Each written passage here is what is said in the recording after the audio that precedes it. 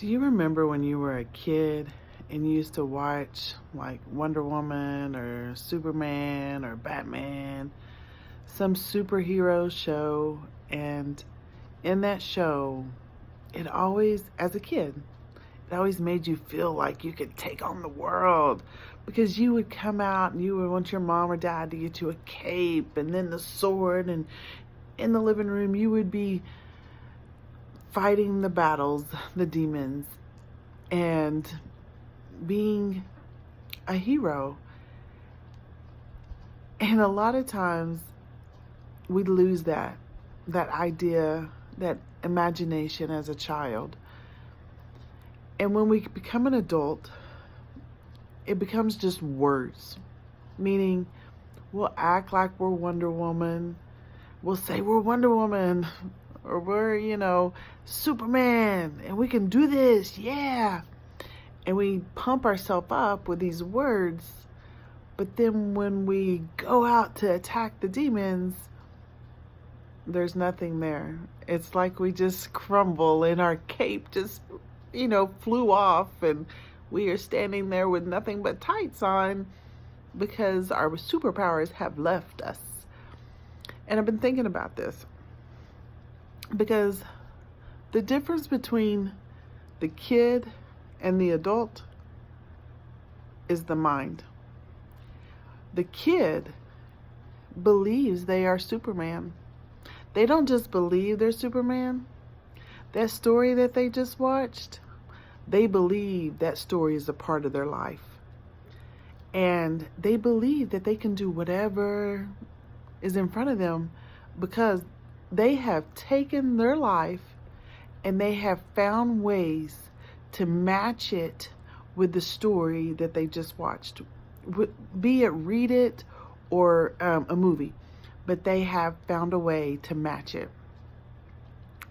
And as adults, we leave the story behind because we bring our reasoning, we bring our ideas, we bring logic into the story, and then we discount the story so it doesn't even empower us, and all we do is walk around wearing a cape that has no power.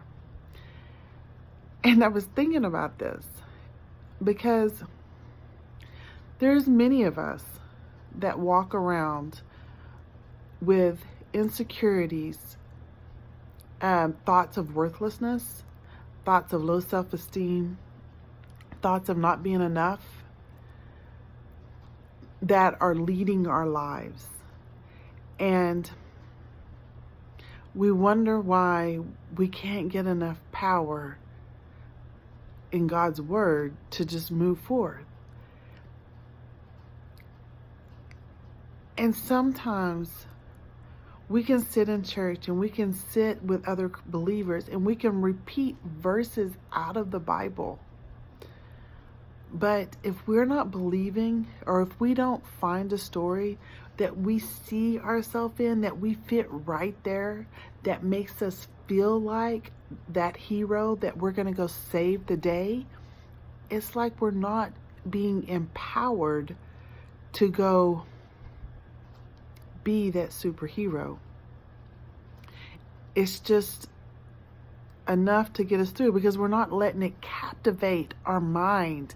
We're not letting it captivate our mind to take us hostage into some ideology that is true because it's out the Bible. It's true, okay? But we're not going to let it take us there because I don't know why. We have different reasons. We have doubt, trust issues, pain from the past, lack of faith, and belief. And we just don't always believe what we read. Not only that, there was a time when I used to read the Bible, and I'll take a story for you. And I probably should, I'm going to tell you anyway. Rahab. I used to read that story. And when I first read the story, I was always amazed that God would use a prostitute. And it made me feel better because I thought, I have a pretty rough life. And if he could take a prostitute, then surely he could take somebody like me. And as I read her story, I could relate to that part. But when it came to the hero side of her, saving people, I could never see that part because I was always stuck on the bad. I was always stuck on the bad she did because that was the bad I did, and that's where I stayed. I stayed in that story. I never got to the hero side. So I never made it over there. But as I grew, I started believing that I was that hero, that regardless of those lack of faith, trust, issues, my sin, my God mistakes, I have many. Regardless of all that, that I still could be a Rahab. And I could do what she did. And her story doesn't always work. And not everybody's does. The thing is that I have to find a story that is related to what I'm going through at that time to help me. And so when I read those stories and I keep them close by, it empowers me. So when God puts me in situations and I feel weak and I feel like I'm going to give up and I just feel like I'm not going to be able to do it anymore, I remember that story. And I remember that story. And when I remember that story, I imagine myself in that story, just like I was a kid. And I imagine that I was doing exactly whatever the story is about. So for example, let's just say if I was Esther, I would imagine how I saved the people. And so when those hard times come, I would recall in my mind the story of Esther. And then I would allow that story to overtake my imagination, to make me feel in a manner that I was standing for something greater than what I could see. And I think a lot of times, and I'm including myself, we can get caught up in worldly accomplishments, and we think that just when we're the only one that can see our cape, that doesn't mean a lot. But the truth is, it means a lot. It means more than the actual worldly accomplishment. And the reason it means so much is because